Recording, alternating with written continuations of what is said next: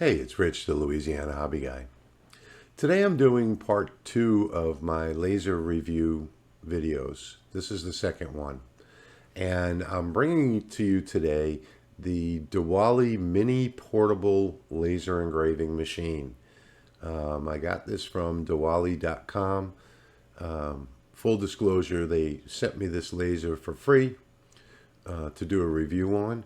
And the benefit to you guys, and in all of my future reviews where I get these lasers for free, I'm not going to be keeping them. So I'm going to be setting up some sort of a giveaway because I found out that when I get these things, I have to claim them on my taxes, the full retail value, and I'd rather not do that.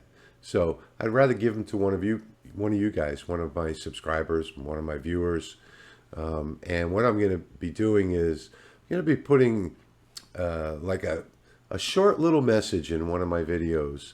And this one's going to happen in January, sometime in January. In one of my videos, there's going to be a short little message down at the bottom. And the first person to follow that link is going to grab this for free. And I'm going to ship it out, as with all lasers that I get in the future. And I've got the M40 from Atom Stack coming. I've got another Atom Stack on the way. Let's see, what else? I have two other lasers that are already here in the shop, regular standard lasers. So, you know, I guess the benefit to watching my review videos is that one of you are going to get the laser eventually. So I'm going to do the review, and then the following month, somewhere hidden in a video, is at the bottom is going to be a little link. So you're going to have to watch all of my videos if you want to get one of these things for free. So with that said, let's just get right into the review.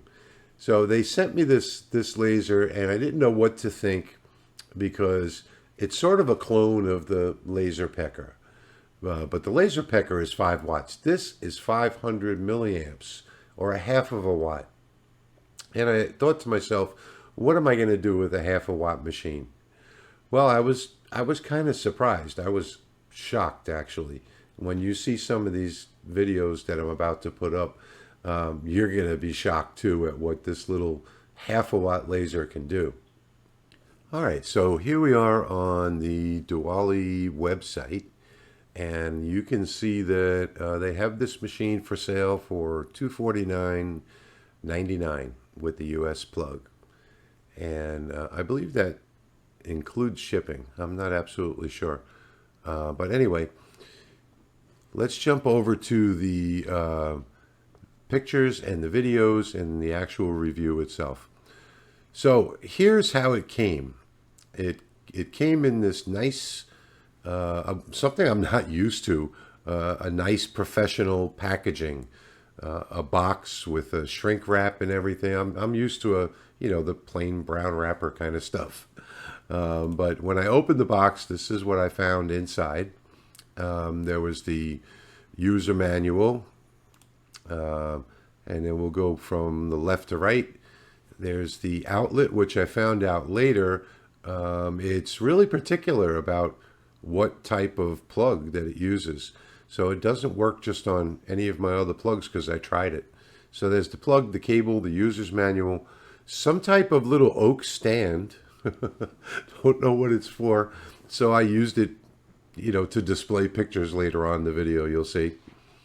It came with a dry erase marker that doesn't really work. I had wound up using tempera paint.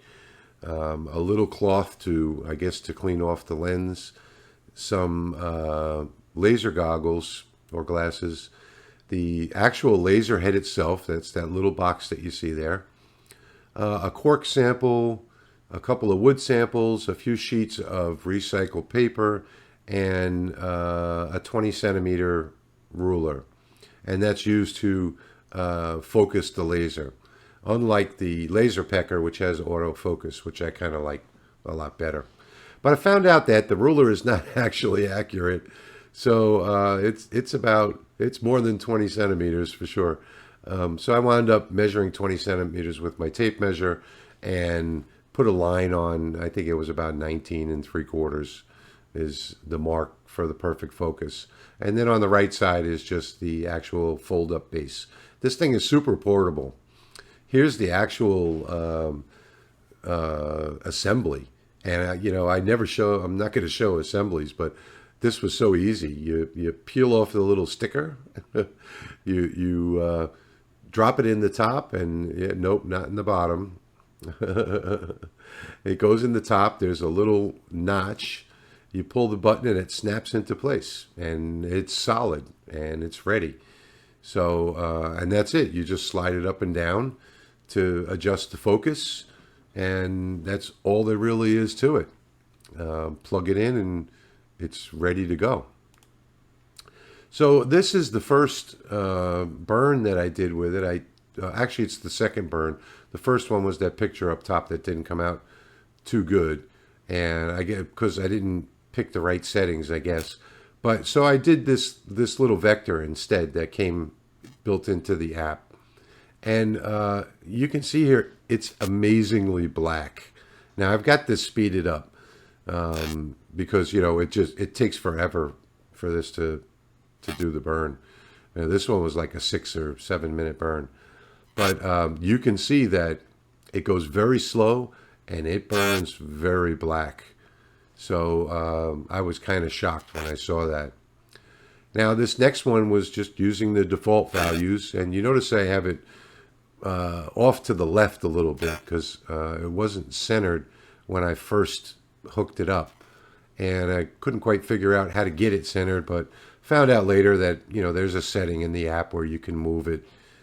You can move the laser around inside until it gets into the perfect center, which I did wind up fixing that.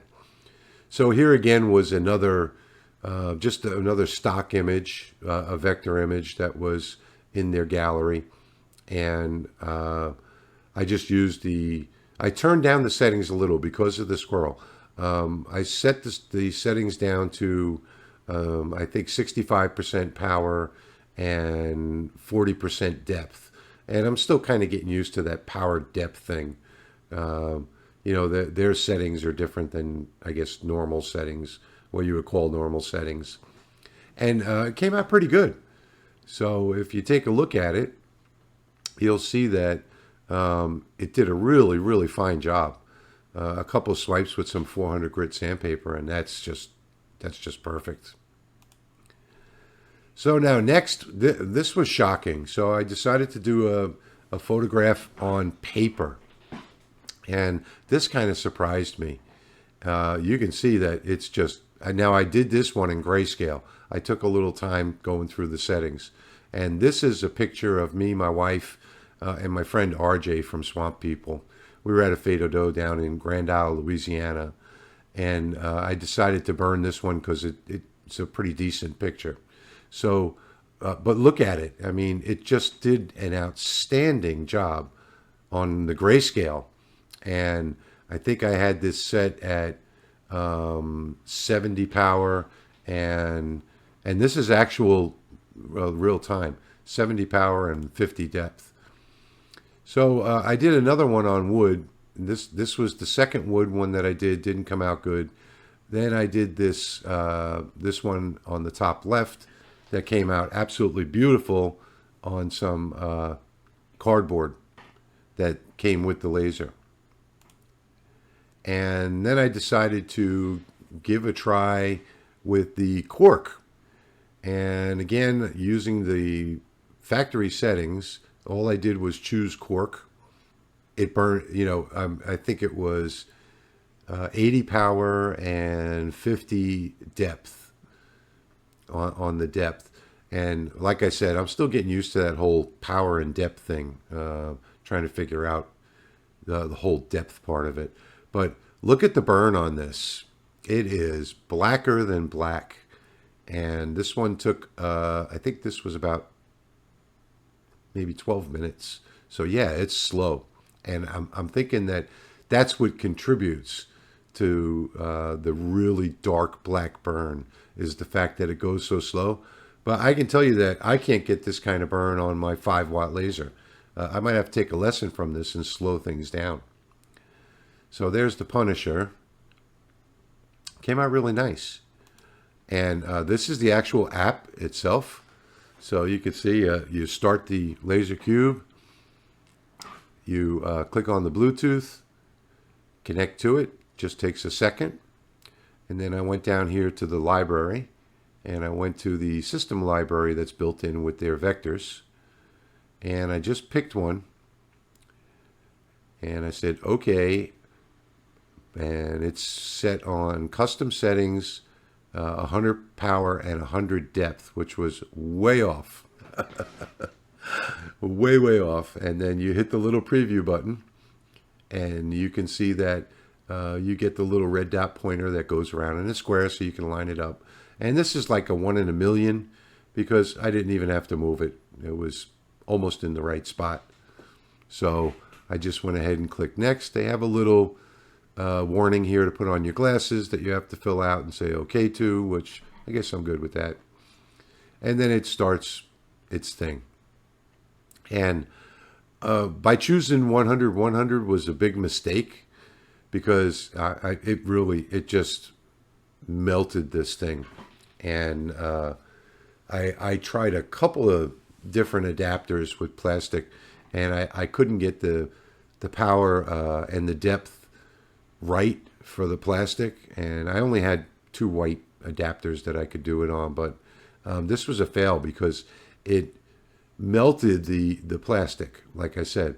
And you can see here, and I'm going to speed this up a little bit, but you can see here that that it's just melting it as it goes.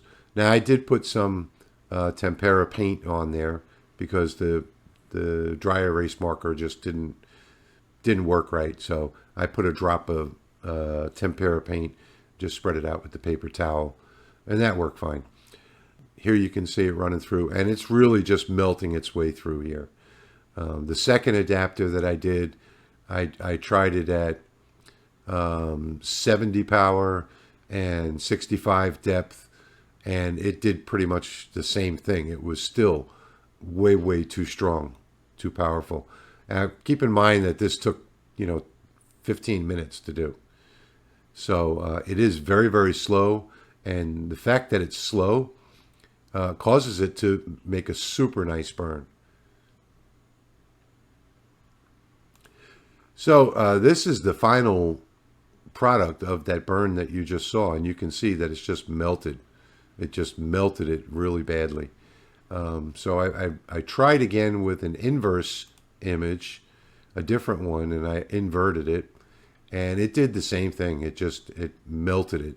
So it was, and this one I reduced way down to 50 and 30. So if I had another power adapter or some white plastic, I probably would have just put it all the way down and tried it again. It would have came out nice. So here's the final wrap up. This was the first wood that I tried, and it didn't come out great. I wound up having to switch to Grayscale to get a good image. This is the second try, and this is in Grayscale, and that one came out beautiful. This is the third one, 3.94 by 3.94 inches, which maxed out its capabilities. And this one came out beautiful, and this is also in Grayscale. And this one I did at 50 power and 35 depth, and it came out just perfect. So there you have it, the Dewallie mini laser engraver. Mini portable laser engraver. What do I think of it? I think it's neat. I think it's a great little toy. I love it. It's, it's not something that you're going to use for production work or anything like that. But, you could take it apart, fold it up, and drop it in your wife's purse and take it along with you wherever you go. If you go and do like little craft shows or things like that, it could be a nice little entertainment piece. But it does not come with any type of shielding. So eye shielding. unlike the laser pecker, which comes with a nice, 4-piece magnetic shielding that you can shield the entire laser and demonstrate it for people. So you'd probably have to build something like that if you're going to bring it to a craft show or whatever, but you could do that. You could bring it to a craft show. So I did find out that it's very particular on what type of plug that you use to plug it into the wall. Now, my regular plugs did not work. The one that came with it worked, but on the other plugs, it would not start the job.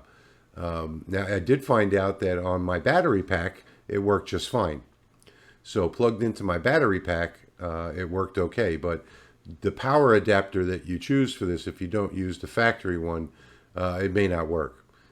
So it's pretty much the factory one or a power bank, if you have a power bank laying around, which I did. So I used it with my power bank and it worked just fine. So it is super portable. So yeah, it's a great toy. I had a lot of fun with it. I'm going to have more fun giving it away to one of you next month. And hopefully you'll have just as much fun with it as I'm having, because I'm just loving it. I mean, I spent probably, 9 or 10 hours playing with it, doing all kinds of different burns with it, and it was fun. But like I said, it's slow, and it's not anything that you're going to use for production, and it's not high power. It can't do, slate and stone and things like that. It's definitely not made for cutting, although I was able to cut the paper with it. So the paper they supplied, I was able to cut squares out of it. I made a couple of little name tags with it that it cut out just perfectly. So it will cut, paper and cardboard. But other than that, doesn't, it's not made for cutting. It's exclusively a fun laser to play with. Not anything you'd use professionally. So what do you think? Do you like it? I thought it was, a great little toy. At $250, I don't know if I'd be, so interested in having a toy that's that expensive, but I guess a lot of you would. So the question is, does it work? And yeah, it works. It works exactly better than they say it does, which is something that, is very rare nowadays.